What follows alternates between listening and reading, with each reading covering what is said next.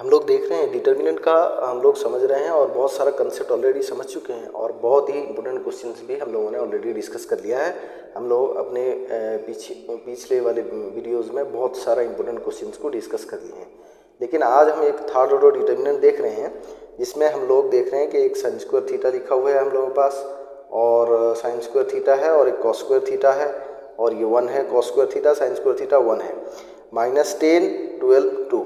इसको हम लोग कैसे सॉल्व करेंगे और कैसे वैल्यू हम लोग लिखेंगे, ठीक है। तो हम लोग देख रहे हैं पहले हम लोग फार्मूला जो पुट करेंगे तो वो होगा हम लोगों का C1 आरो मार्क C1 प्लस C2, यानी कि हम लोग कॉलम 1 को कॉलम 1 प्लस कॉलम 2 में ऐड करेंगे और उसके बाद हम लोग लिखेंगे इसको कॉलम 1 पे।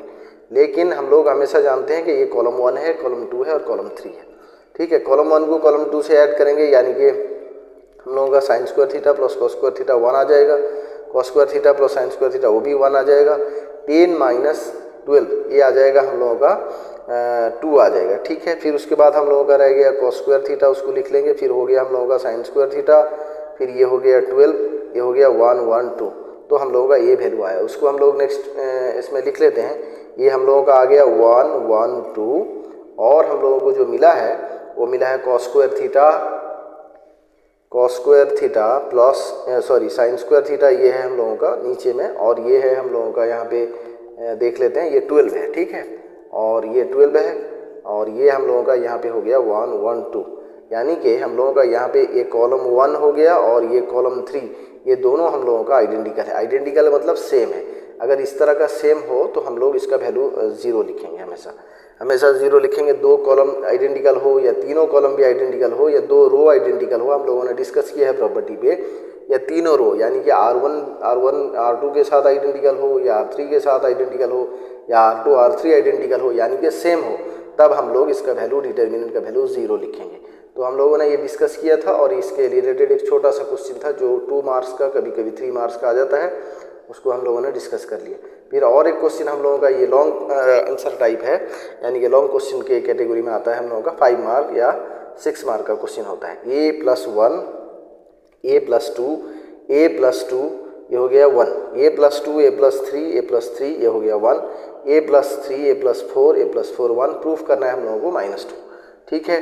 तो हम लोग इसको पहले कैसे प्रूफ करेंगे देख लेते हैं। सबसे पहले तो हम लोग लिखेंगे R1 आरो मार्क R1 माइनस R2, यानी कि पहले रो से जब दूसरा वाला रो माइनस होगा तो ये वाला 0 हो जाएगा। फिर दूसरे रो से तीसरा वाला रो माइनस होगा तो वो भी 0 हो जाएगा, तो उसको भी लिखेंगे R2 आरो मार्क R2 माइनस R3। तो हम लोग जो वैल्यू मिलेगा हम लोग उस साइड लिख लेते हैं। पहले तो ये लिख लेते हैं डिटर्मिनेंट हम लोगों का कितना है, A+1 हम लोगों के पास है A+1 और A+2, ठीक है। A+1 और A+2 यहाँ पे आ गया A+2 और ये हो गया हम लोगों का देख लेते हैं थोड़ा, A+2 ये हो गया हम लोगों का 1, ठीक है। और ये हो गया हम लोगों का A+2 A+3 A+2 और A+3 और ये हो गया हम लोगों का A+3, ये आ गया 1, ठीक है। फिर उसके बाद हम लोगों का जो है A+3 A+4, ठीक है, इसको लिख लेते हैं A+3 और ये हो गया A+4 A+4 और ये हो गया A+4 ये हो गया 1, ठीक है। तो हम लोग इसको इस तरह से लिखेंगे कि R1 आरो मार्क R1 माइनस R2 में लिखते हैं। तो R1 आरो मार्क R1 माइनस R2 करेंगे तो हम लोगों का वैल्यू आ जाएगा A+1 A+2 और ये हो गया माइनस में A+2 और A+3, ये एक मिलेगा। फिर उसके बाद मिलेगा हम लोगों का A+2 और R2 ये हो गया हम लोगों का पहले को उसको फिर लिखना है A+2 माइनस A-3, ठीक है। और ये मिलेगा हम लोगों का 1 - 1 0। फिर इसका वाला का लिखना है A+2 और ये आ गया A+3 और ये हो गया माइनस में हम लोग लिखेंगे A+3 और ये हो गया हम लोगों का A+4 और ये हो गया हम लोगों का कितना आया A+3, इस वाला जो होगा वो -A-4 और ये भी आएगा 0। लास्ट वाला फिर लिख लेते हैं हम लोग A+3 और ये हो गया A+4, ठीक है। तो ये हो गया 2 फैक्टर बचा लास्ट, ये तो चेंज नहीं किए हम लोग, A+4 और ये रह गया 1, ठीक है। इसको हम लोग ले लेते हैं। जब हम लोग 1 लेंगे तो इसका ये दोनों तो 0 है, थर्ड एलिमेंट हम लोगों का यहाँ पे 1 है, 1 अगर लेंगे तो ये कॉलम और ये रो कट जाएगा। तो जो वैल्यू बचेगा हमको उसको लिख लेते हैं। ये आ गया हम लोगों का 1 तो लिख लिए, और जो बच गया है उसको लिख लेते हैं। बचा कितना है, a+1 a+2 बचा है, a+1 और a+2 और ये हो गया -a+2 और a+2 a+3। ठीक है, इसको लिख लेते हैं। ये बचा a+2 और a+3, और नेक्स्ट में जो बचा है हम लोगों का a+2 और a+3 बचा है। ठीक है, a+2 और a+3 बचा, और एक बचा है -a+3 और ये हो गया a+4। ठीक है, इस साइड कितना बचा है ये देख लेते हैं। ये तो हम लोगों का a कैंसिल हो गया, 2 से -3 आएगा -1, और यहाँ भी a कैंसिल हो गया, 3 से -4 जाएगा तो वहाँ भी आ जाएगा -1। तो यानी कि -1 बच गया, -1 और ये हो गया -1। ठीक है, इसको फिर हम लोग सॉल्व कर लेते हैं। ये कितना आएगा, मल्टीप्लाई कर लेते हैं। ये हो गया हम लोगों का a² + 2a + a और +2। ठीक है, फिर उसके बाद माइनस दे देते हैं, इसको मल्टीप्लाई कर लेते हैं। ये हो गया -a² -3a, और ये हो जाएगा हम लोग का 2 जब मल्टीप्लाई होगा -2a और -6, यानी कि a² कैंसिल, 2a कैंसिल हो गया हम लोगों का, और ये हम लोगों का यहाँ पे रह गया, सॉरी एक बार चेक कर लेते हैं, a² + 2a और ये हो गया a+2। ठीक है, फिर उसके बाद ये आ गया हम लोगों का -1। फिर दूसरा वाला चेक कर लेते हैं, ये जब मल्टीप्लाई होगा तो ये हो जाएगा हम लोगों का a² + 3a + 2 मल्टीप्लाई होगा तो ये हो जाएगा 2a + 6, और ये हो जाएगा हम लोगों का माइनस वाला मल्टीप्लाई होगा तो -a² - 4a, और हम लोगों का ये है -3a। जब ये 3 मल्टीप्लाई होगा इसके साथ तो फिर लास्ट में मल्टीप्लाई होगा हम लोगों का 4 के साथ, तो ये आ जाएगा -12 और ये बच जाएगा -1।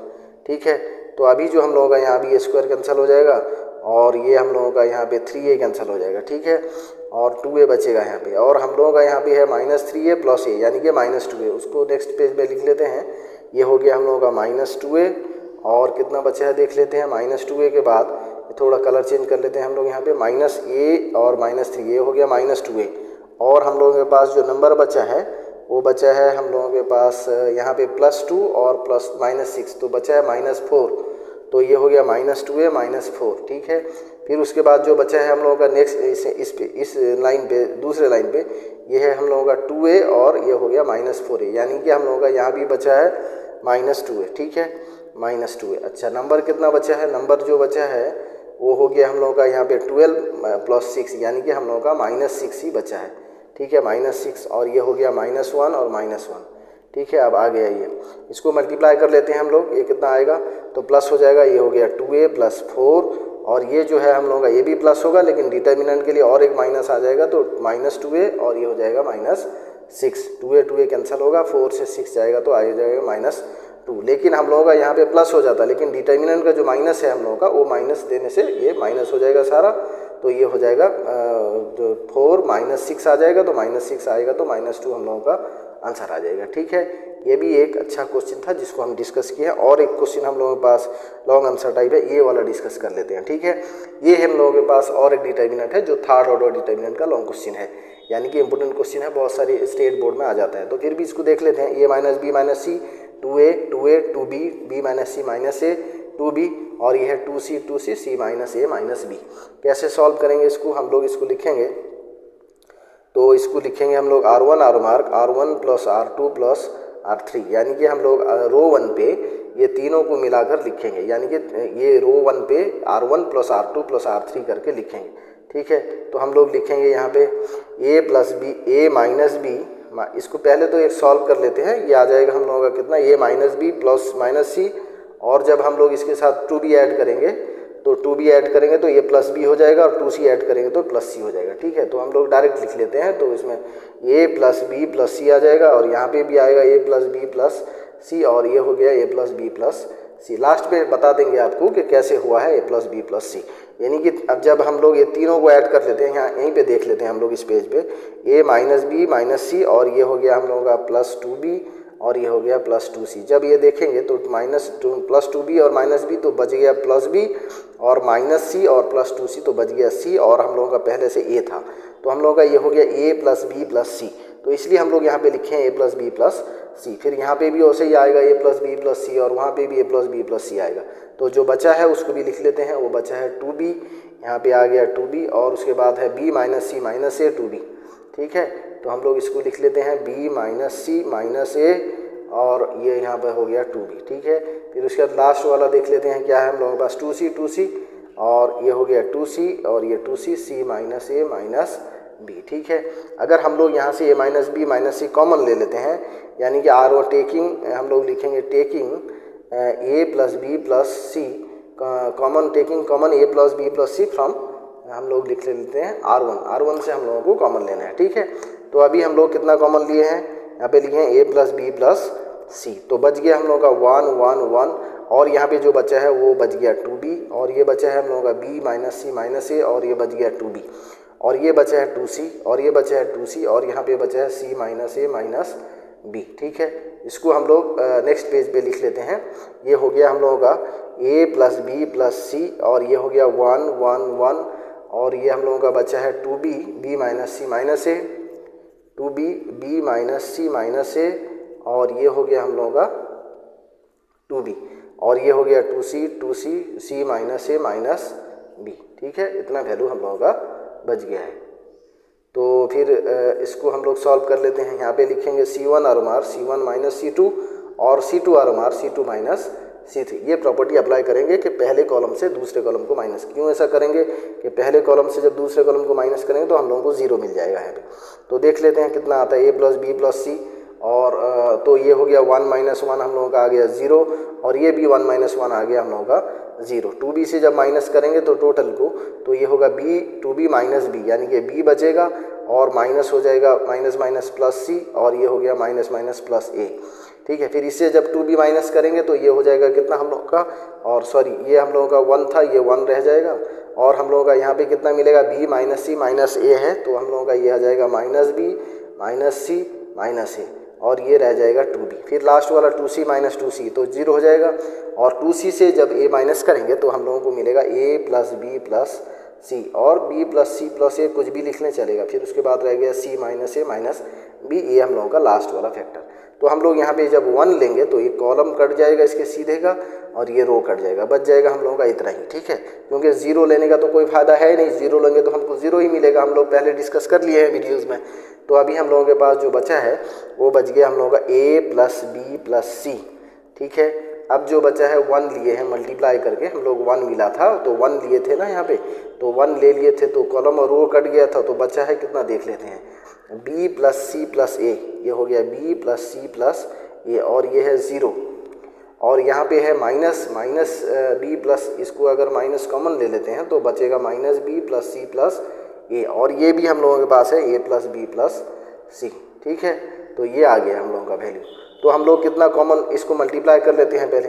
ये हो गया हम लोगों का a प्लस बी प्लस सी, और ये हो गया हम लोगों का कितना, a प्लस बी प्लस सी का होल स्क्वायर आ गया, और ये हो गया माइनस 0, यानी कि ये 0 हो गया। ठीक है, अभी जो होगा इसके साथ मल्टीप्लाई हो गया तो ये मिलेगा हम लोगों को a प्लस बी प्लस सी का होल क्यूब। ठीक है, तो ये हम लोगों का आंसर आ गया, और हम लोगों को ये प्रूफ करना था। देख लेते हैं फिर भी कितना प्रूफ करना था हम लोगों को, तो हम लोगों को a प्लस बी प्लस सी का होल क्यूब प्रूफ करना था। फिर भी और एक स्टेप हम लोग यहाँ पे समझते हैं कि कैसे हम लोग यहाँ पे वैल्यू लाए हैं। ठीक है, यहाँ पे देख लेते हैं a प्लस बी प्लस सी का होल क्यूब, लेकिन यहाँ पे एक समझना है, एक चीज़ हम लोग यहाँ पे डिस्कस कर लेते हैं फिर भी, अगर किसी का डाउट रह गया होगा। तो ये हम लोगों के पास है b माइनस सी माइनस ए, 2b है, जब हम लोग माइनस करेंगे तो b माइनस सी रहेगा माइनस ए और माइनस 2b, इसका मतलब हो गया b माइनस 2b, तो माइनस b माइनस सी माइनस ए, जब कॉमन ले लेंगे हम लोग तो ये हो जाएगा प्लस ए प्लस। इसी को ही हम लोग यहाँ पे लिखे हैं b माइनस सी माइनस ए, और फिर दूसरे पेज में भी हम लोग इसको कॉमन लेकर प्लस कर किए हैं।